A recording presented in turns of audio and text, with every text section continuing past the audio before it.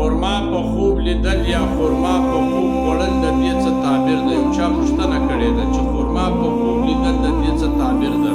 حضرت ابن سیرین رحمت الله علیه فرمایي خرما په خوب کې مال ده، او که چا په خوب کې خرما خوړله او دا کس عالم و نو الله به د ده علم زیات کړي، په علم کې به زیاتوب راولي. او که چیرې سوداګر و تاجر و د په خوب کې خرما خوړله الله به د ده په مال کې برکت او زیاتوب راولي. حضرت ابراهیم کرمانی رحمت الله علیه فرمایي که چیرې د سره تازه خرما و د په خوب ولیدی نو دی به مال و دولت په سختی سره حاصل کړي.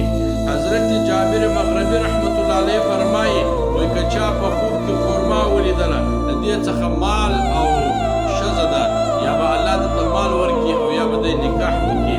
حضرت جعفر صادق رحمت الله علیه فرمایي خرما په خوب کې لیدل دا د سخي و مالو طرف ته اشاره ده، او وچه خرما لیدل دا د مال حلالو طرف ته اشاره ده، او تازه خرما په خوب کې لیدل دا د مال حلال او د نیک زوی طرف ته اشاره ده. الله به نیک زوی ورکړي.